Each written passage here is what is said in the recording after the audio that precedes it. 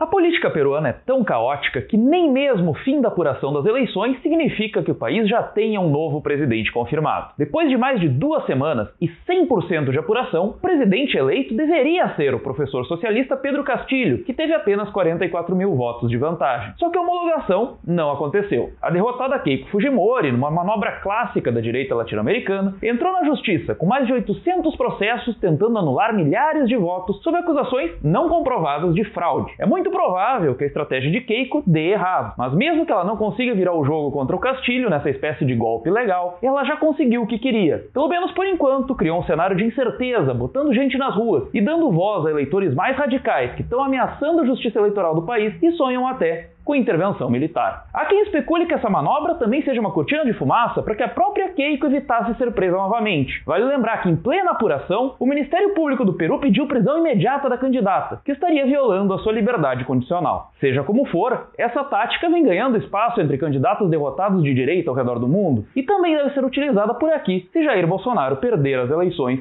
em 2022. O irônico do caso peruano é que por lá o voto não é eletrônico. Aliás, como também aconteceu nos Estados Unidos, onde o sistema é híbrido. As acusações de fraude costumam estar relacionadas a cédulas preenchidas incorretamente por pessoas que não poderiam votar ou ainda por erro nas contagens dos votos. Você pode até dizer que o modelo defendido aqui no Brasil é diferente, e isso é verdade. O voto impresso seria um comprovante emitido pela urna eletrônica, e não uma cédula preenchida manualmente pelo eleitor. Mas no fim, a situação pode acabar sendo bem parecida. Para contar o que foi impresso, vai ser preciso passar por mãos humanas, abrindo um novo flanco para erros, acusações de fraude e muita demora para oficializar um vencedor. Tudo isso enquanto militantes e militares podem ser usados para cercear a justiça eleitoral. No Peru, com o voto em cédula, a demora é ainda maior. Ela não vem apenas para a justiça dizer se Keiko tem alguma razão nas reclamações. A própria apuração normal acaba demorando muito para definir detalhes ínfimos, como, por exemplo, decidir se um eleitor fez o X da maneira correta na sua cédula. Keiko Fujimori não questiona tudo isso por apreço à democracia ou vontade de garantir a lisura do processo eleitoral. O pai dela, o Alberto Fujimori, foi um ditador nos anos 90, que deu autogolpe, fechou a Suprema Corte, promoveu perseguições sob o pretexto de combater guerrilheiros e levou a cabo um programa de limpeza étnica através de esterilizações forçadas de mulheres indígenas. Um legado sombrio que a Keiko defende com unhas e dentes. E ela própria já chegou a dizer que defende uma demodura, uma mistura de democracia com mão dura. Para muitos opositores, essa combinação não passa de uma nova ditadura disfarçada. A Keiko também já questionou os resultados em 2016, quando perdeu por uma diferença semelhante por Pedro Pablo Kuczynski. Na época, levou 23 dias até que a Justiça Eleitoral homologasse a vitória do Kuczynski. E os aliados da Keiko passaram todo o governo dele trabalhando para afastá-lo do poder. Algo que conseguiram em 2018. E desde então, a crise política do Peru só piorou. No ano passado, o país chegou a ter 3 presidentes em uma semana, como o Giro Latino contou para você num vídeo da época. E é esse cenário de enfraquecimento da democracia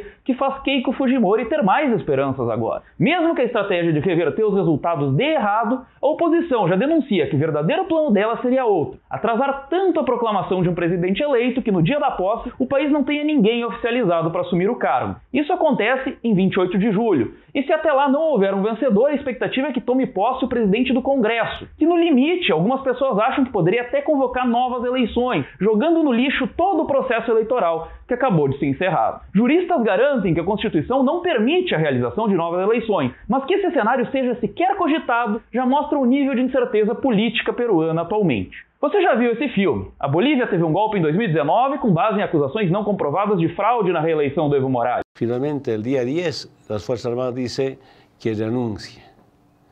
Sin policía, sin Fuerzas Armadas, la derecha movilizada. Mesmo os Estados Unidos viram uma violenta tentativa de invasão do Capitólio após o Donald Trump se negar a aceitar sua derrota em 2020. Agora, em 2021, o Peru passa por uma situação parecida e pode ter um exemplo seguido por outros governos conservadores da região. A história pode se repetir no Brasil. Bolsonaro já demonstrou diversas vezes que não pretende aceitar os resultados caso seja derrotado e usa a urna eletrônica para falar em fraude, mesmo que o nosso sistema de votação seja visto como confiável lá fora. E aqui no Brasil, se tivermos o voto eletrônico em 22, vai ser a mesma coisa. Ele continua dizendo que foi eleito apesar de uma suposta fraude que teria ocorrido em 2018. Uma fraude para a qual ele jamais apresentou prova. Se ganhando já é assim, imagina perdendo. Se você também acredita em um jornalismo independente de verdade, então é só ir em theintercept.com/ajude ou clicar no botão que está aqui aparecendo do meu lado. Eu vou ficar aqui só esperando você clicar nesse link, viu? Porque a gente precisa de você de verdade para continuar fazendo esse trabalho.